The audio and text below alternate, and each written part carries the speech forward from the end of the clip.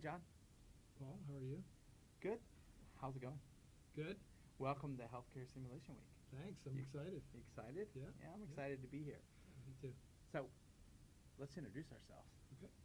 Well, I'm John O'Donnell, and I'm a nurse by training and a nurse anesthetist as well. Currently, I have several jobs here at the University of Pittsburgh. I'm the chair of the Department of Nurse Anesthesia, and I'm the director of the Nurse Anesthesia Program. And in my simulation career, I am the senior associate director at the Winter Institute for Simulation Education and Research, and I get the chance to work with you for more than 20 years now. And then at the IMSH level, I'm currently the treasurer. Great. It's amazing. We've been working together for over 20 years, and Over we 20 still years. look so good. I know. You know? That's Younger every crazy, day. Crazy. Anyway, hi, I'm Paul Frampus. I'm the director of WISER. Clinical background is I'm an emergency physician. I practice at the University of Pittsburgh. I've been involved with simulation here at WISER for about 23 years when we met together in the basement of one of our hospitals and have grown together and done a lot of collaborative work together, and it's exciting to keep things going.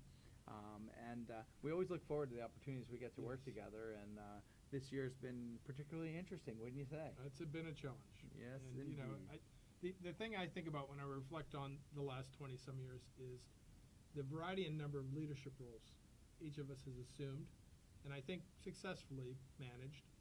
And I think we bring a lot of that leadership knowledge and understanding to our talk here today for the Healthcare Simulation Week. I agree. And we're talking today, so on Monday WISER, we featured our Tech Sim course and talked about some of our training for simulation specialists. Yesterday, John Lutz, our IT director, gave a lot of insight in how we've approached remote simulation.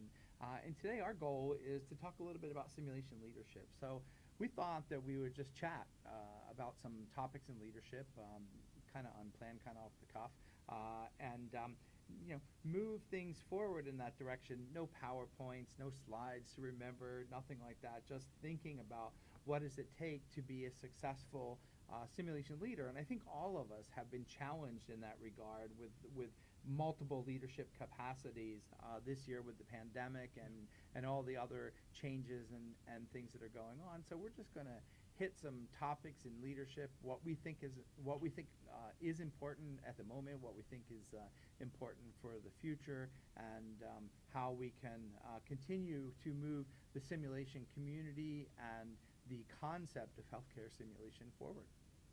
So when we talk about simulation leadership, John, what are some topics that come to mind, or what's the topic you'd like to cover first as we go through this? Well, I think probably a really interesting topic for everyone is to think about the evolution of leadership across the 2 decades that we've been doing the work. Because initially, I think a lot of our leadership activities were in the area of advocacy for simulation as an educational method. And I think that now has transitioned as simulations become more accepted. And we now are doing other leadership activities that are, I would say, sustainment or enhancing the quality of our programs and ensuring that we are developing the next leaders to take our places. I think that's good. Thinking of in terms of, we've worked for many years in faculty development and teaching people how to teach and helping people make their simulation programs get to the next level. But you're talking about something even different than that, and that is developing leaders in simulation. Where do you see some of the differences between, say, developing a leader as compared to when we're developing a simulation faculty member? Because they're both important and they have, you know, great roles, each one, but there's differences, I think, that need to be addressed. Yeah, well, I think there are many ways, but I think often leaders in healthcare simulation emerge from faculty who then get the bug, who decide that they're passionate, that they have a contribution to make, and they then set out on a trajectory where they decide that they want to take a number of leadership roles. Maybe a leadership role being the curriculum leader for a particular student group or participant group, whether it be practicing professionals or students within schools and universities. I think then often they become interested in leadership positions within the simulation center, overseeing the personnel, and being involved in things like hiring of different personnel, managing the throughput of the center, and assuring that the resources that we need in all of our simulation centers are available.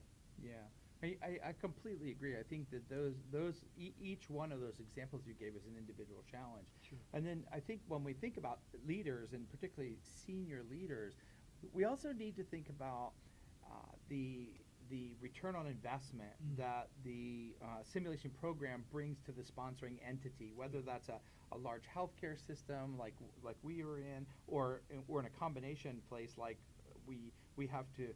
I always say we serve two masters. We have two parents. One is the university side, and one is the health system side. And I think as a leader, it's important that we have that elevator pitch about the center, and that we are articulating the value to not only our constituents who use the center, but maybe even arguably more importantly, making the value statement to the organizational leaders, because they trust us. They are investing in us to carry forward and bring value for their investment. Right, and you know, when you were speaking there, I was thinking to myself, really, it's two sides of a coin, but often there are very different interests. So as a leader at my school of nursing level or at the level of the university, what we want to make sure is that our students, when they come to the center, are receiving high quality education that satisfies them, meets their needs, and allows them to transition to being safe clinical practitioners. And when I think about leadership within the center, it isn't trainees that they're interested in. It's often data-driven decisions around what are the simulations that we should have to enhance the system and to help the system succeed. And address things like critical incidents, if that's appropriate, or significant training needs. For example, our central venous catheter program for all of our professionals who need to insert those lines, with a focus on safety and use of things like ultrasound. And so thinking about the equipment needed and the supplies needed and the training protocol needed, and making sure as a leader that those things are done in a way that when practitioners come here and train, they then go back to the clinical area and there's not a discrepancy between what's done clinically and what's being trained here in the center. Wow. You brought up a whole new set of threads there for us to cover in this 20, you told me that was my job. Yeah. I think there's a couple things. One I want to touch on is I heard alignment. Yeah. And 20 years ago, we were doing the simulation that we were passionate about, or we were doing the simulation that we were initially funded for, or kind of proceeding along that pathway. Right. But I think now that we've emerged into a cost center for the university and the health system, and they have substantially invested in us, it's important that we are aligning the output and the capabilities of the center with the needs of the stakeholders that invest in us. Right. And I think we've adapted over the years in terms of the direction of the curriculum development and making sure that we are integrated into safety, quality, so that we know the real needs of the health system.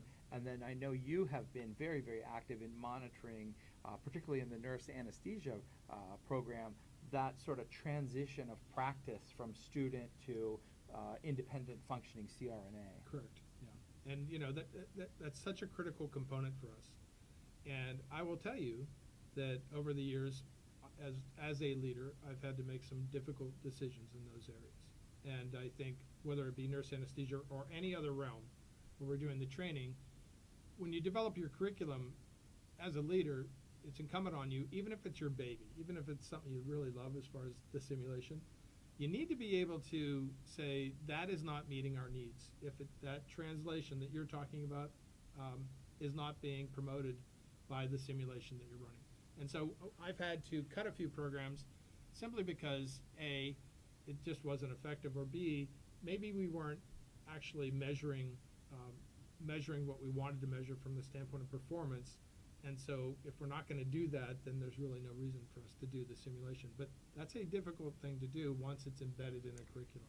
Yeah, it's really tough, and you're talking about sort of letting go of your passions, Yes. you know, and it's not that the baby is ugly, but now the baby has grown up and needs to move on. Right, yeah. It's kind of the metaphor that Time to get that out I of like the house, yeah. that I like to think Yeah, about, yeah. and it's very interesting. And then there's other times where our measurements on the safety end might indicate that, you know, we don't have a problem with that Right. anymore.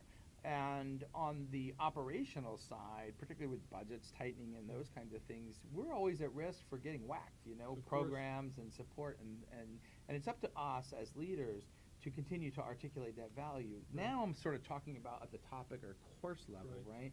So you take a topic like airway management. If you're doing a great job with difficult airway management across the spectrum of your care providers in a health system, those incidents in today's world are probably few and far between where there's actual mismanagement of Yeah. the difficult airway. Of course there's difficult airways, of course there's bad outcomes, but that doesn't necessarily mean that there was bad management. Right. So what I would argue is that the incidence of sort of improper management is exceedingly low. Yeah. That program gets the risk going away, and that's what some in the safety world call the dynamic non-event of safety. And we have to say, wait. Everybody else is up here with problems with airway. We're down here, and it's because of our training. Would Right. would you agree with that? Yeah. And as you know, and you were part of this project, we really believe in that. And we have been running our difficult airway course now for probably 25 years. And For nurse anesthetists. and anesthesiologists And and anesthesiologists, now yeah. critical care doctors and Mhm. emergency room physicians and Yeah, I brought ours online for emergency medicine about 2001. okay, so Yeah. so 20 years. Yeah. And so, you know, certainly once you get a critical mass of providers trained, including those providers who are helping, even if they're not the person who are primarily responsible for that difficult airway, then you are going to have a shared mental model, hopefully, and everyone knows what to do, and thus, as you said, even though we still have the difficult airways, the likelihood that it's going to go badly is less because everyone is trained. So I agree with you, but it doesn't mean we shouldn't continue the program. Right. And so our goal in that revision of our course was not to eliminate the course, but to create efficiencies and think about that.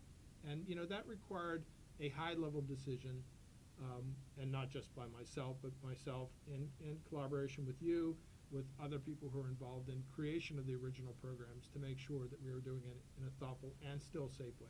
Yeah, that's critically important, and that pathway forward requires that two-way communication with sort of the recipients of your good training, which is your students, but it's also the employers and wherever that student goes to work, right? Well, and the patients, of course. And the reason I sort of pivoted a little bit to difficult airway after you brought up central line, and we could go on Sure. and on and on. We could go to postpartum hemorrhage. We could go to ECMO. We could all the courses that we do that are so grounded in patient safety.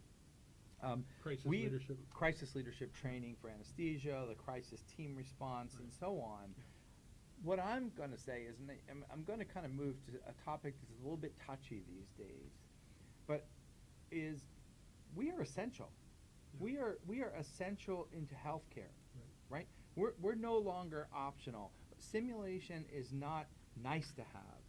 Our patients count on the fact that our clinical care teams have had outstanding training. And in our world, outstanding training is essential. Would you agree with that? 100%. Yeah, because the sticky well, thing, and you know where I'm going with Of this. course. And I want to talk a little bit about COVID.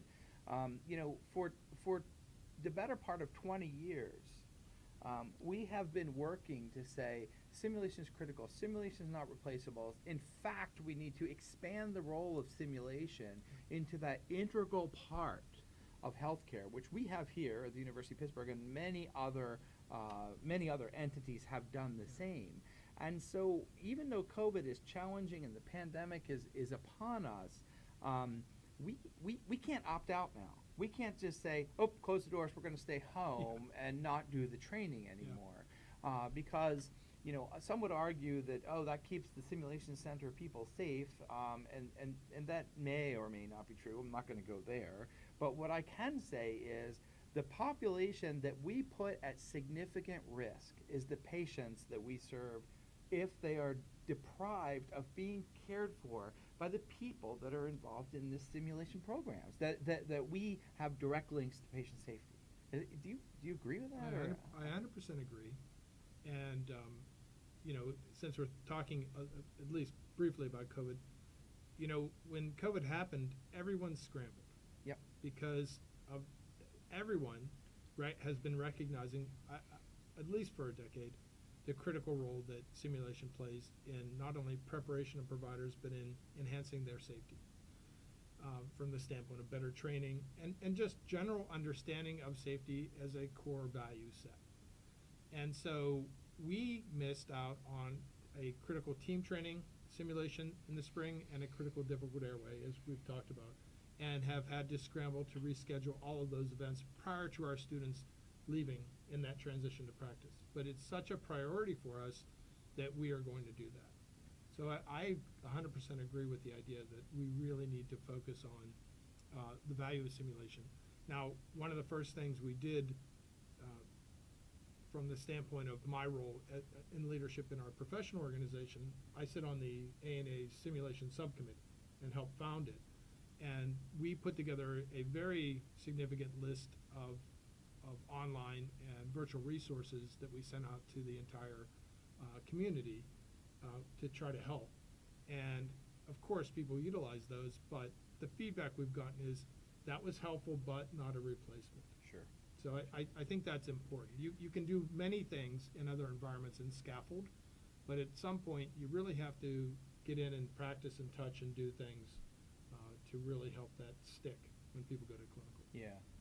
And as a community, we have, like I said, spent 20 years making ourselves indispensable, integral to the healthcare side of things. And as you know, I serve in the role of medical director of patient safety for the entire health system. So I see the challenges that we have at the clinical care front every time we have an untoward event that affects a patient. And one of the things, bringing it back specifically to simulation leadership, I think is important, and what we have been working on at WISER almost since the beginning of the pandemic. Of course, we did our figure out how to do some simulations online and those kind of remote working opportunities that sort of, as you were indicating, maybe bridged a little bit of a gap, but sort of didn't replace everything. And I'm not above the disruptive force of the pandemic to say, you know, to help us filter, what do you really need to simulate, and what can you do over some kind of online learning or online simulation or virtual reality or whatever the case may be. But I still would argue at this point in time, in this day and age, hands-on simulation in some cases is irreplaceable.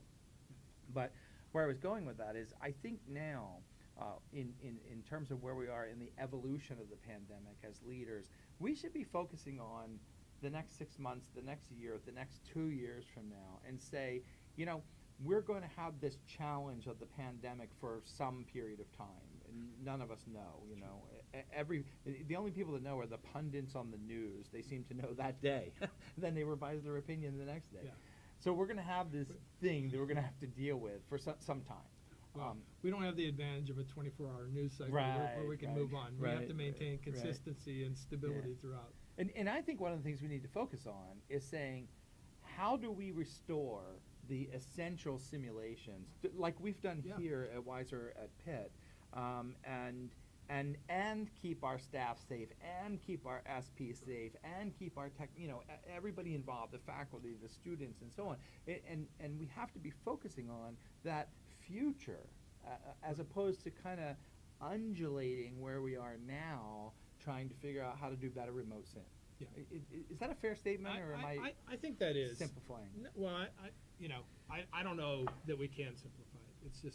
It's a very complicated topic, and since none of us have that crystal ball that you're referring to, we have to, I think, establish goals and as leaders, set the pathway and then process manage to make sure that we get there. And so I think that some of the things that we're going to have to do is we're going to have to plan for these events with the safety measures that you're talking about, but it produces stresses on the system. So looking forward, I'm thinking about more sessions with less students and what that means to our faculty. Sure. And as a leader, how do I help them in that role, where they have to be in those environments more often? And also, just as a leader, thinking about the overall workload, especially on a population, faculty in general tend to be not the youngest people. And so, what does that mean if you're going to be in a gown and a mask and a shield or whatever measures you've taken at your center to ensure safety? What's that mean as far as your ability to be in them for long periods of time? Yeah. It's tough. Yeah. And I've been doing that work. It's exhausting. Well, and you're also asking them to do more sessions, stay Yes. later in the day, and so on. And regardless of the age, the education community, in my opinion, Right. is usually already stretched pretty thin in terms of the responsibility. They're certainly not the most overpaid bunch of people, and so there's as you said, there's stresses coming from all directions. Correct. And I think one of the things about the leadership piece of that is kind of using this crazy cyclone of disruption to figure out and re-engineer things and make sure that what we are doing is what we need to do. And so even when we were hardcore on lockdown and not running many courses, this was back in the May time frame, I had our simulation operations team and our curriculum team reaching out to our normal teaching faculty and re-engineering and looking at ways they could modify, thin, spread out, et cetera, so that we can philosophically and operationally align with the safety guidelines coming down the pathway, But again, it's so when you start running your course. Yeah. And now for the last 2 months, we've been running a lot of courses. Everybody has seemed to really pitch in and I think part of the pitching in and part of getting the faculty to go the extra mile, getting the students to go along with this is the communications piece. And I do think that's a big part of leadership. Do you agree? I agree. And regular meetings with your student groups and trying to maintain consistency of messaging, I think, are two of the biggest things that a leader can do. My students may not like what I say about plans and strategies for addressing some of the challenges of the current environment, but I'm consistent in the message. And so, I think that that's a critical thing for a leader to demonstrate. Yeah, and it's interesting, we're cycling back to communications again as another most important skill of Yeah. leadership. We talked about the value statement and the ROI and the stakeholder work, but I think that as leaders, we cannot over-communicate. No, I agree. And sometimes it feels like Groundhog Day. Do you agree? I mean, you Yeah. feel like you're saying the same thing again to the same group of people, but in my experience, in my leadership world, my leadership training, it is just, it's never too much. Right. That you're saying kind of the same thing over again to different groups of people, or reminding the same group of people where we're going, what the plan is for today, what the plan is for a month from now, and so on. And Right. because people want to be their best. They want to do their best. I agree. And I think when they have the vision downstream of where we're headed, and it gets reinforced and it gets tweaked to make sure that that heading stays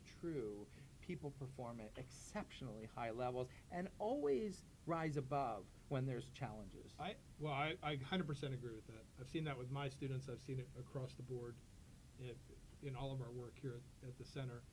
And the other thing I think is important for us to just remember, especially in the communication piece and as well as in just interacting with our students and our fellow professionals, the stress on everyone is really high right now. Yeah. And so when you're stressed, you just don't hear, I think, as well. And I think that maybe the repetition you're talking about, the Groundhog Day piece, partially that's people are just stressed. And they only hear a certain amount anyway when you're talking to them, as Yeah. we know. And so maybe they're not hearing quite as much.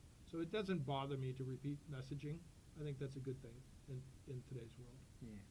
So I think we need to wrap up from a time-wise. We're trying to keep this Yeah, around 20, well, 25 minutes or so. Yeah, and I did have one question I thought that I would ask you, though. Yeah. And I'm reflecting on the previous concern for a pandemic, which was the Ebola crisis of a few years back. Sure. And I'm just thinking that for people who are newer, or maybe thinking about assuming leadership roles, that they should not feel daunted, because I don't think we would be as ready now for what's going on if we hadn't had prior experience with thinking about an infectious disease and as a center mobilizing for that under your leadership. And so Sure. I just wondered what your thought was on that, and if you had connected those two things mentally. I do, actually, and I agree with you. I think that sort of going through that exceptionally arduous preparation phase for Ebola, and then not needing to execute it. Yeah. So we went through the stressful part of the build, and then sort of, unlike COVID, we sort of de-stressed at the end, but we had this great program that led to our center certification with the state. But it's interesting that you mentioned that as part of this leadership discussion, because I do refer people to our paper that we wrote on the process. Right. And it was published in the Simulation Healthcare Journal that was specific to infectious diseases. Correct. Has the word Ebola in it. So a lot of people don't look at it as a leadership paper, they look at it as an Ebola paper. Yeah. But the fact is how we were pre-positioned through our work with lots of people around here at the health system and the university side, we were pre-positioned with interactions, communications, and relationships with many people throughout the health system, safety side, quality side, infectious disease side, emergency response, and so on, that it made it easier. And in fact, all of a sudden we became the natural lead for the preparedness response Yeah.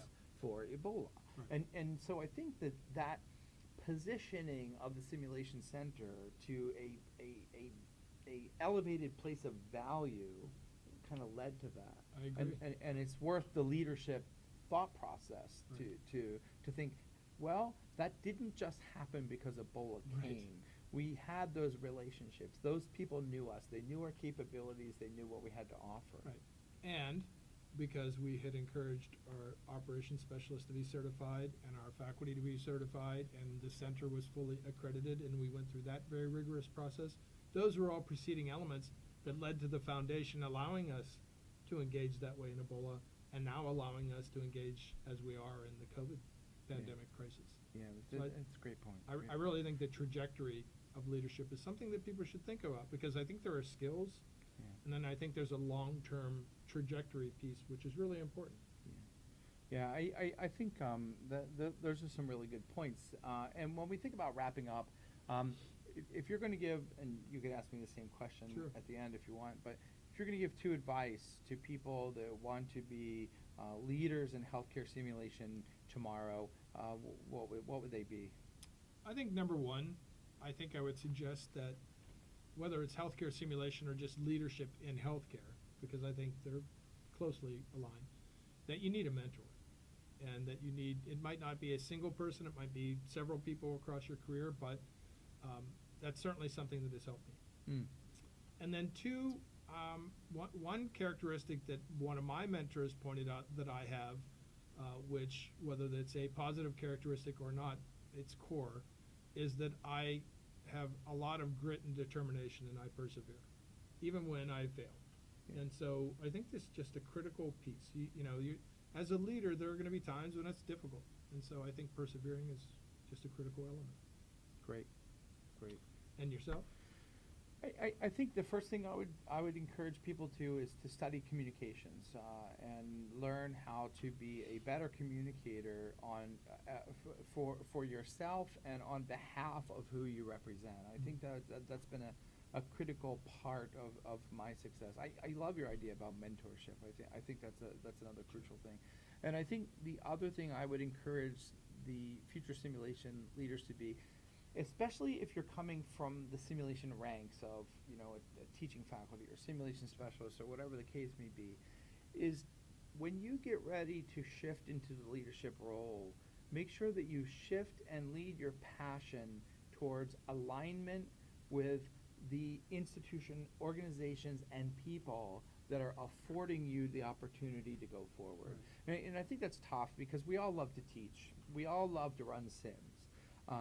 But unfortunately, when you sort of pivot to senior leadership, sometimes you got to leave a little bit of that behind to take the journey forward. And I think that we can't underestimate enough the external support we need to run simulations all over the world. Right. So this was kind of fun. It was we fun. should do this more often. I plan to. You know, and we're Let's see how our evaluations are. yeah, right. So we're going to stop there. I don't know if anybody has any questions or comments they'd like to throw in the chat, either on the Facebook side or on the YouTube side. We appreciate those of you who have joined us live, and we also appreciate those of you who are watching this later as pre-recorded posts.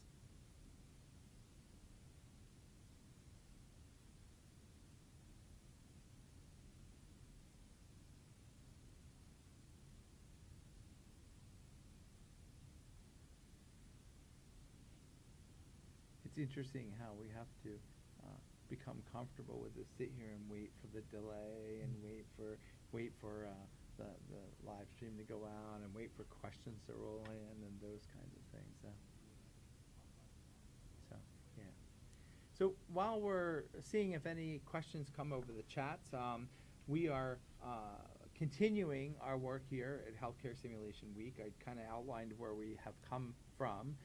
Tomorrow, you'll hear from our administrative team led by our Director of Administration, Adam Kukic, and talk about some great topics associated with administrative leadership of simulation efforts and some of those things that go on, along with Noreen Mahboob, who serves as the administrative director for the chief administrator for our fellowship and for our visiting scholar program, and she's going to talk a little bit or a lot about that, I guess. So that's exciting. Then on Friday, Marty Mayer and Clinton Clegg are going to be right here in the studio, and they're going to be talking about in situ communications. In situ simulations. And they're going to talk about some of the successes. They're going to talk about some of the challenges that come along with that effort. And you know, in situ simulation, we didn't talk about it because we were focused more on the senior leadership things, but that is a critical way where we have become integral to the patient safety programs at UPMC. We've done 110 in situ simulations in the last 2 years, and we are really getting a lot of feedback from senior leaders of those hospitals and the safety and quality departments of those hospitals that it's really helping them direct their future training efforts. So. Well, many of our doctoral scholarly projects have been focused on in situ simulation. For example, the MH training for the ICUs and so forth. So it's been a great success. All right. Well, I think that's a wrap for today. Again, thanks for those that joined live, and thanks for those who are watching this later as a pre-recorded stream. Take care. Thanks, friends.